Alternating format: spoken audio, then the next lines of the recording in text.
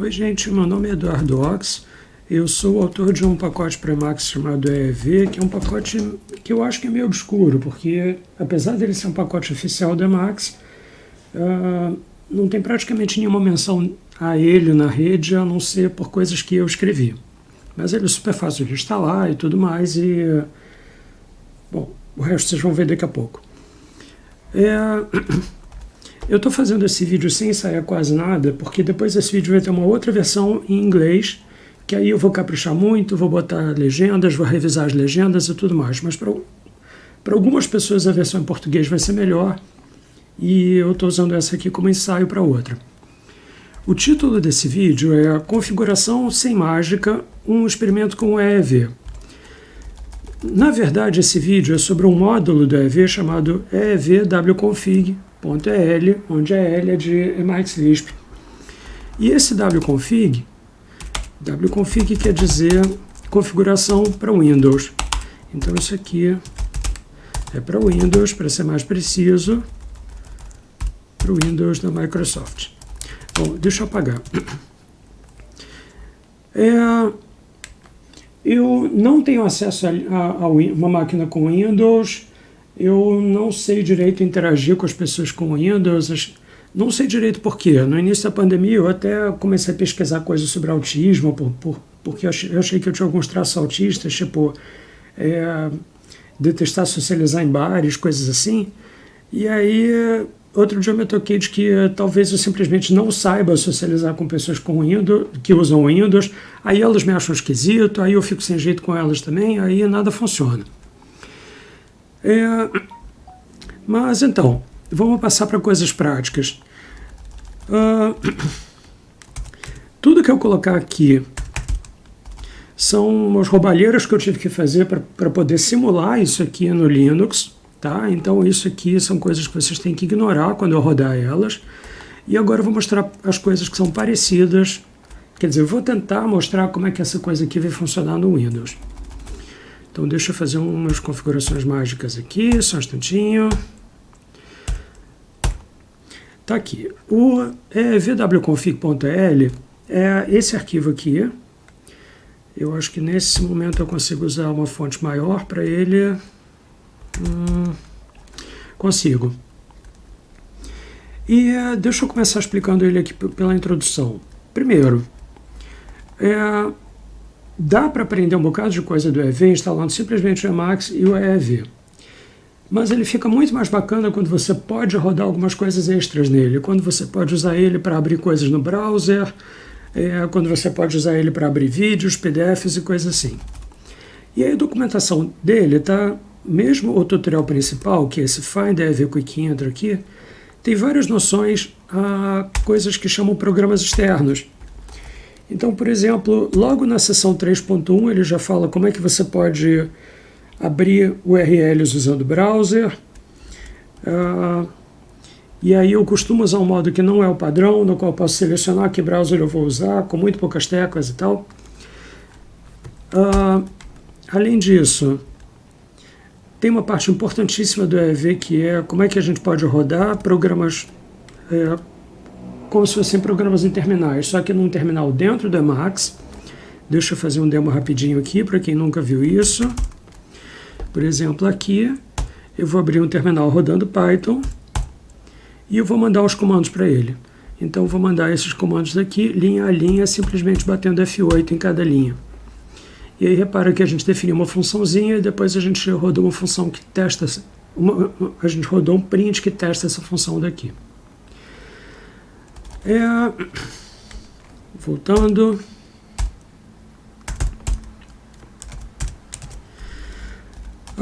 Além disso, o EEV tem alguns truques para a gente baixar coisas da internet. E aí tem um dos tutoriais dele explica como é que a gente faz isso, explica que, por exemplo, para a gente baixar uma cópia dessa URL daqui, o EEV tem um truque que baixa ela num diretório cujo nome lembra o nome original. Então é fácil a gente traduzir entre o nome da URL, esse aqui, e o nome do arquivo local, que é esse aqui. Tá? Além disso, o tutorial é cheio de links para vídeos. Então, repara, de novo, esse aqui é o tutorial principal. Não, desculpem. Esse aqui é o tutorial principal, Find AV Quick Intro, e ele tem alguns blocos que dizem isso aqui, Find Video Links, e aí depois ele tem esses links daqui, que se a gente executar esses links daqui, o AV chama um programa externo que abre um player de vídeo e toca o vídeo a partir dessa posição. Essa posição quer dizer esse númerozinho daqui, que nesse caso quer dizer 2 minutos e 30 segundos. Dá para usar isso sem configurar,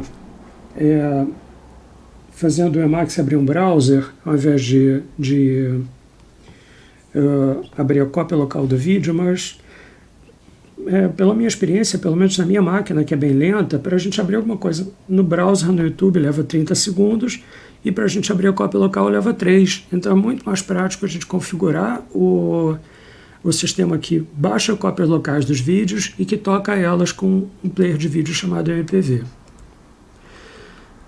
E se a gente tiver acesso aos vídeos, o tutorial fica muito mais fácil de seguir, porque vai ter algumas coisas aqui nas quais a gente pode assistir um vídeo do que acontece na tela. Então, voltando. Essas linhas daqui eram sobre como usar o MPV para tocar vídeos. E, além disso, o EV tem alguns truques para a gente acessar PDFs, cópias locais de PDFs principalmente. E aí, quando a gente está no Linux, eu costumo usar o default do EV é usar um programa, um visualizador de PDF chamado XPDF, que é um programa bem pequeno e bem antigo. E aí, quando a gente roda uma expressão tipo essa, o Emacs chama o XPDF para abrir esse arquivo daqui. E aí ele abre e a gente pode visualizar o PDF. E o mais legal é que a gente pode abrir o PDF nas páginas que a gente quiser. Por exemplo, isso aqui, por conta desse 3 daqui, ele vai abrir o PDF na página 3, que é onde começa o capítulo 1. E, além disso, o EV também tem truques para chamar um outro programa externo que abre PDFs convertendo eles para texto. Então, lembre que esse aqui abriu o PDF na página 3, num capítulo chamado Lecture 1. Esse link daqui, que é bem parecido com o anterior, deixa eu comparar os dois aqui.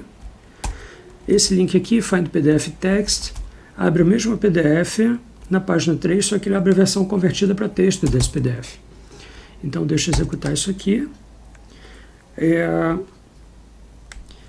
Repara que, bom, isso aqui é o form feed, é o caractere que separa uma página da outra. Isso aqui é exatamente a página 3. Então, voltando. A gente quer configurar todas essas coisas aqui no Windows. E deixa eu começar explicando por que a configuração é complicada. No Linux, a instalação de tudo isso é facílima. Basta a gente instalar esses pacotes daqui e o Emacs imediatamente sabe onde é que os programas estão e ele sabe executar todos eles sem problema nenhum. No Windows, as coisas são muito mais difíceis. Primeiro, não existe um lugar padrão para instalar os programas e o EV precisa saber onde é que está o executável de cada um desses programas. Então, a gente precisa dizer para ele onde está o Chrome, onde está o MPV, que é o player de vídeo, coisas assim. Além disso, a gente precisa usar dois programas chamados wget e PDF2Text, que se eu simplesmente disser instale wget e PDF2Text, vocês vão achar muito difícil de fazer, porque tem muitas versões dele por aí. Então, eu inventei um jeito de padronizar a instalação deles, digamos. Terceiro, como é difícil instalar um visualizador de PDFs no Windows, é um pouquinho mais fácil a gente usar um browser tipo Chrome para abrir PDFs. Então a gente tem que configurar o visualizador de PDFs para ser o browser, o Google Chrome. E item 4, aqui, repetindo, eu não tenho acesso a uma máquina com Windows Item 5, eu tenho muito pouco acesso a pessoas que usam Windows e que podem ser convencidas a testar isso aqui. Além disso, no ano passado, e isso aqui não está escrito, tá? Eu consegui que alguns amigos e conhecidos meus testassem isso aqui no Windows. E aí eu vi que alguns trechos das minhas instruções para instalação eram muito complicadas e muito chatas, porque tinha um monte de passos que as pessoas não entendiam. Elas conseguiam fazer, mas quando a gente tem que fazer tarefas que a gente não entende, a gente vai ficando cansado, desesperado, com cara de, meu Deus, isso não acaba nunca, eu não estou aprendendo nada, eu mal e mal estou decorando coisas. Então eu fiquei com essa ideia na cabeça de como é que a gente consegue um modo de instalar as coisas que seja mais simples e que tenha menos passos misteriosos na instalação, em que a todo momento em que tiver algum passo semi-misterioso, a pessoa possa entender direitinho o que aquele passo tá fazendo. E aí ela aprende os detalhes daquilo e as coisas vão ficando mais claras aos poucos. Bom, então, o EVW-config é uma tentativa de resolver esse problema da instalação tanto com mágica quanto com muito pouca mágica. Agora deixa eu definir qual vai ser o meu sentido para o termo mágica. Existe uma frase famosa que diz o seguinte: qualquer tecnologia suficientemente avançada é indistinguível de mágica. Eu vou me basear nessa frase. Aqui nesse vídeo, e no VW-config, na documentação dele, eu vou usar o termo mágica como uma abreviação para caixa preta. Acho que todo mundo sabe o que é caixa preta em termos de programação. São programas que têm botões mágicos que você não sabe os detalhes do que eles estão fazendo e às vezes você não consegue nem ter um modelo mental de o que aquele botão está fazendo. E em algumas situações você tem botões mágicos que fazem coisas complicadas, mas que você consegue abrir a caixa preta e ver o que tem dentro e entender os detalhes. Como, sei lá, se você abrisse um relógio e você visse as engrenagens rodando e você conseguisse entender aos pouquinhos os detalhes do que aquilo faz. Então, eu vou distinguir caixas pretas fáceis de abrir e fáceis de examinar e entender de caixas pretas difíceis de abrir e de entender. Então, quando a gente tem uma caixa preta que é difícil de abrir, é difícil a gente olhar dentro dela e entender o que tem dentro dela, isso aqui vai ser, para mim, uma tecnologia suficientemente avançada que é indistinguível de mágica, nesse sentido daqui. Tá? Então, essas são as caixas pretas que eu quero evitar e eu vou usar mágica nesse sentido. Na verdade, eu estou um tempão tentando inventar modos de usar o Emacs com menos mágica. Em dezembro do ano passado, dezembro de 2001, eu gravei um vídeo chamado Org para não usuários, em que eu explicava por que eu sempre tinha achado que o Org, que é um módulo importantíssimo do Emacs, para mim ele era muito difícil de entender. Para muita gente o org é facílimo, as pessoas entendem ele num instante e ficam se sentindo super poderosas porque elas aprendem a fazer mil coisas super úteis. Mas o negócio é que muitas operações no org são implementadas de jeitos que eu não conseguia entender. E aí praticamente toda vez que eu ia tentar aprender mais features do org, eu via essas coisas misteriosas e eu começava a fazer perguntas tipo: ei, como é que isso aqui é implementado? E eu me perdia nisso. Eu começava a tentar abrir as caixas pretas, começava a tentar descobrir como responder essas questões, que são questões de não usuário, tá? Um usuário usaria aquilo sem fazer esse tipo de pergunta. E aí, ao invés de simplesmente aprender como usar os features que eu estava tentando aprender, eu me perdia porque eu ficava fazendo perguntas de programador, tipo, como é que isso aqui é implementado, como é que eu vejo os detalhes, como é que eu uso algo assim nos meus programas e coisas assim. Só que eram caixas pretas muito difíceis de abrir e, em muitos casos, eu levava dias inteiros para conseguir descobrir qual era a função que fazia uma determinada coisa. Então, voltando. Peraí. Usando essa linguagem, essa abreviação do que vai dizer mágica, eu estou usando mágica num determinado sentido, tá? Na linguagem em que mágica tem esse sentido, o que acontecia quando eu tentava aprender org era o seguinte: eu tentava aprender um feature novo, eu via um monte de caixas pretas mágicas, eu tentava abrir essas caixas pretas e falhava miseravelmente, e aí eu ficava frustrado e exausto, e eu, depois de um tempo, desistia e deixava para aprender aquele feature em outro dia. E aí, no outro dia eu também tentava de novo, eu me perdia e não ia adiante. E eu tenho exatamente a mesma relação com o Customize. O Customize é um feature do Emacs que é o considerado o modo mais user-friendly, mais amigável para usuários de configurar o Emacs. Se a gente bate metax Customize, ou equivalentemente, se a gente executa essa expressão daqui, a gente entra num determinado modo, custom, com um monte de menus e submenus, não sei o quê. E esses menus levam a telas como essa daqui, o Customize Group, que aí tem um monte de subcategorias.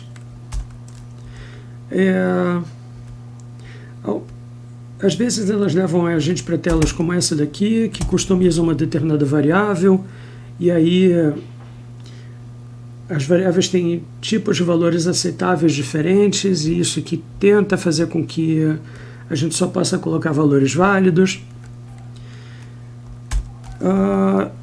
Às vezes a gente também pode querer configurar cores e fontes e coisas assim, e aí a gente vai customizar faces, que são fontes, cores, etc. E aí a gente entra numa tela tipo isso aqui. E eu também me perdia muito nessas telas do Customize, porque eu olhava para essas coisas aqui e pensava, caramba, como é que eu faço um botão desses? Como é que ele é implementado? Como é que eu descubro qual código que vai ser executado quando eu apertar esse botão? Por que eu posso escrever dentro dessa caixinha, mas eu não posso escrever aqui? Milhões de coisas desse gênero. Tá? Então, para mim, o Customize era um montão de caixas pretas e eu me perdia.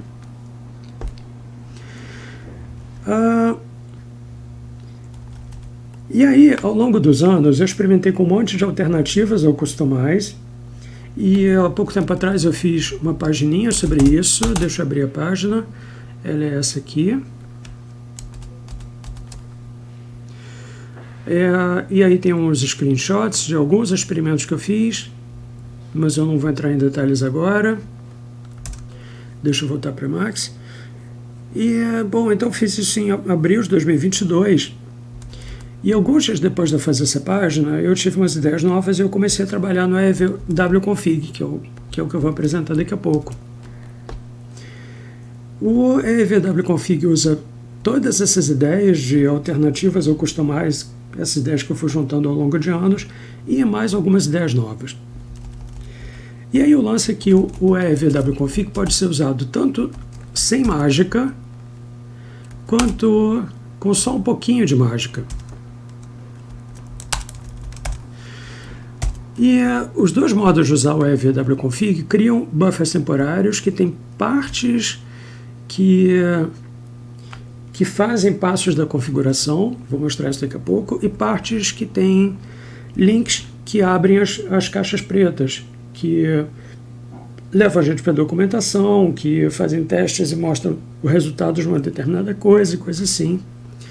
Então, eles têm links que explicam o que os passos de configuração fazem, e aí esses buffers temporários têm uma mistura de passos de configuração e de botões que abrem as caixas pretas. Como usar isso aqui, o EEVWconfig? Isso aqui ainda é bem experimental, tá? Nesse momento em que eu estou gravando esse vídeo, nenhum dos meus poucos amigos de Windows testou isso aqui. E aí, para rodar ele, a gente tem que rodar essas duas expressões, que a gente roda elas com Alt-E. E quando a gente roda essa aqui, ele vai abrir um buffer temporário com instruções e passos de configuração e links. E aí, nesse caso aqui, Bom, repara que as coisas em marrom são comentários. Eu resolvi escrever isso aqui como se fosse Lisp, e aí o Emacs sabe colorizar as coisas de uma determinada forma, e ele usa uma cor para comentários e uma cor para os não comentários. Então, para configurar o EV no Windows sem mágica, a gente tem que seguir as instruções em cada um dos sub-coisas de configuração que estão aqui, esses 5 daqui. Tá? E para a gente configurar tudo com mágica, a gente roda isso aqui, que tem menos detalhes, tem menos explicações, menos testes e coisas assim, mas por enquanto a versão sem mágica está menos bem documentada.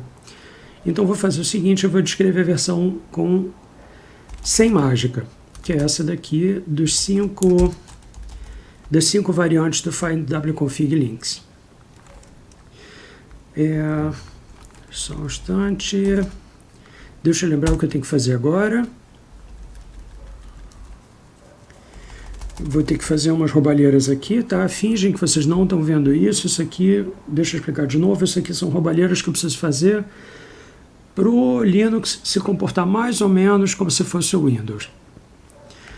Então, deixa eu ver. Tá aqui. Eu vou entrar no primeiro dos sub-wconfigs, que é a coisa que configura o browser. É o seguinte, a gente tem que configurar o valor dessa variável daqui para ela apontar para o executável do Google Chrome. E aí, cada pessoa que eu já conhecia instalou o Chrome e o Chrome apareceu num lugar diferente do Windows. Então a pessoa tem que descobrir exatamente qual é o lugar onde o executável do Chrome apareceu e botar o valor aqui. Tá? E aí, muito importante, a gente tem que trocar as contrabarras por barras. Então reparem que isso aqui não é o modo padrão do Windows de especificar caminhos para arquivos, porque eu tive que trocar as contrabarras por barras. Isso aqui é só um exemplo, tá? Para vocês lembrarem que um caminho para um programa no Windows começa com C dois pontos, e aí tem um montão de coisas, isso não sei o que, blá blá blá, termina com ponto .exe. Então, voltando, a gente tem que configurar essa variável daqui, e quando ela estiver configurada, esse teste aqui tem que funcionar.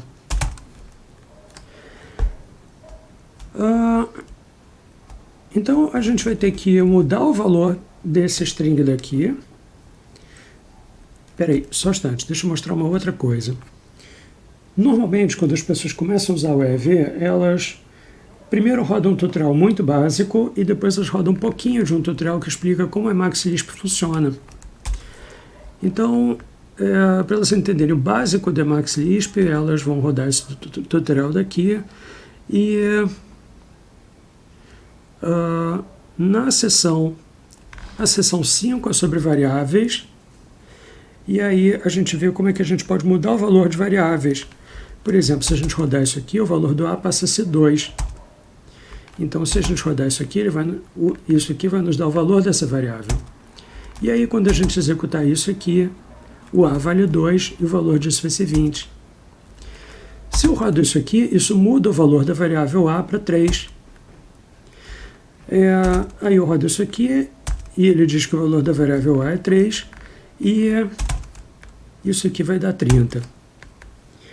E aí o EV usa muito um determinado truque em que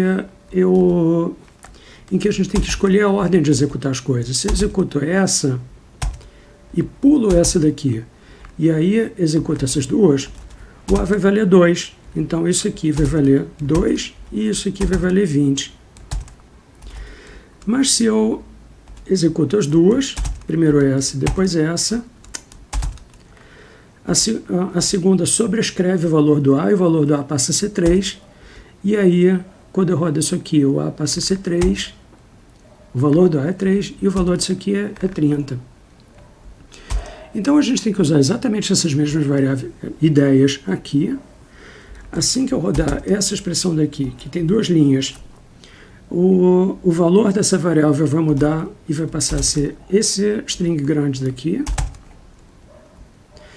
Então, deixa eu executar isso aqui. Quando eu rodo um setQ, ele me retorna o valor novo da variável, que é esse string daqui.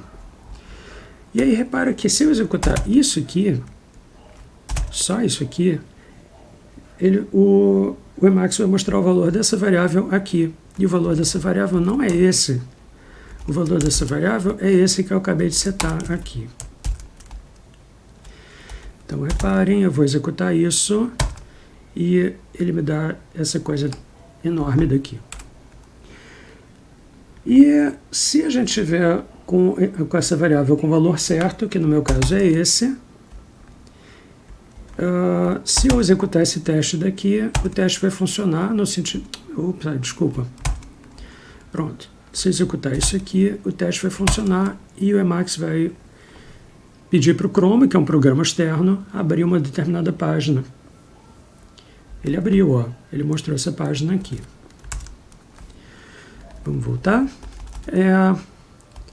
E aí, depois da gente ajustar o valor da variável para o valor certo e a gente fazer o teste funcionar, aí essa seção 3 diz que a gente tem que atualizar essa página daqui. E isso é uma outra ideia básica do EEV, que é usada em zilhões de funções do EEV e que está explicada aqui. Mas eu não vou olhar os detalhes dessa seção agora, eu vou simplesmente explicar isso de um outro jeito.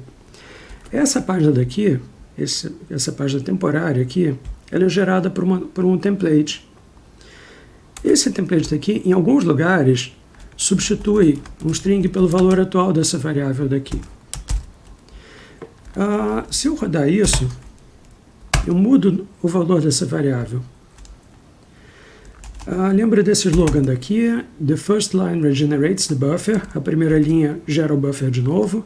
Se eu executar essa linha daqui, a primeira linha desse buffer, esse buffer vai ser gerado de novo a partir do template. Em alguns lugares, esse string aqui vai ser substituído pelo valor dessa variável, valor atual dessa variável. Deixa eu fazer isso agora. Tará! Pronto. Isso aqui é o valor atual dessa variável daqui. E aí, a última seção desse sub-wconfig é uma seção sobre como gravar a configuração que a gente fez aqui.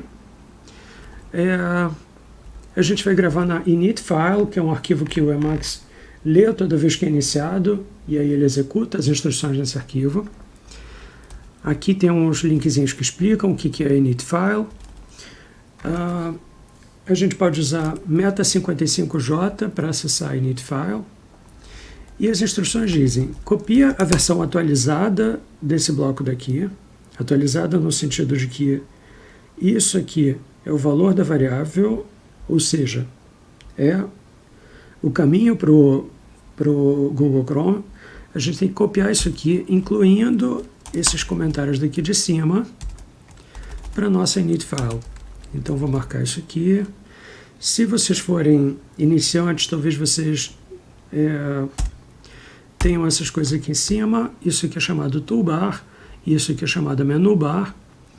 E aqui tem opções tipo cut, copy e paste. Aqui também tem opções de cut, copy e paste. Aqui tem as teclas do Emacs para isso. Então, a gente pode usar copy e paste para copiar isso aqui.